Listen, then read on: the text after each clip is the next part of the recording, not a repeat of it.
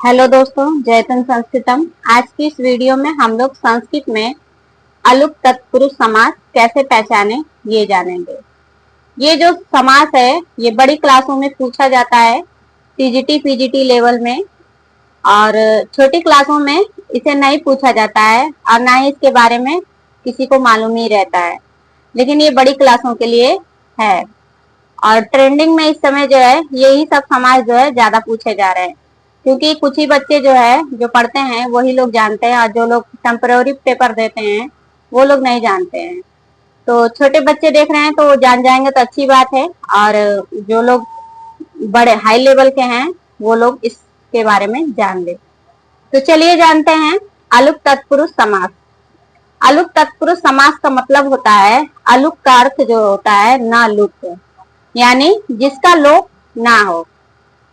तो जिस समास में विभक्ति का लोप नहीं होता है उसे ही हम अलुक समास कहते हैं।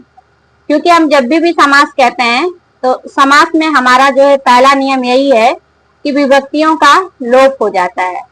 लेकिन यही एक ऐसा समास है संस्कृत में जिसमें जो है विभक्तियों का लोप नहीं होता है, इसलिए इस समास को जो है अलुक समास कहा जाता है। इस समास को कैसे पहचानेंगे? इस समास को पहचानने का सबसे सरल तरीका यही है कि विभक्ति का लोप नहीं होगा, ज्यों का त्यों रहेगा, यूं समझ लीजिए। इसको उदाहरण से समझते हैं। जैसे हमारा उदाहरण है आत्मने पदम। तो आत्मने जो शब्द है इसमें जो तृतीय विभक्ति लगा हुआ है वो जो है हमारा ऐसे ही लगा रहेगा, हटेगा नहीं, और शब्द क्या बनेगा? आत्मने पदम। मतलब पूरा ज्यों का त्यों ही शब्द रहेगा, बस एक साथ लिखा जाएगा और कोई परिवर्तन नहीं होगा। इसी प्रकार हमारा अगला उदाहरण है युधिष्ठिर, और जब शब्द बनेगा तो युधिष्ठिर हो जाएगा। तो इसमें भी जो है हमारा कोई परिवर्तन नहीं हुआ है। अगला उदाहरण है हमारा परस्मै पदम। तो परस्मै पदम में भी परस्मै पदम वैसे ही लिखा हुआ है, बस एक साथ लिख दिया गया है।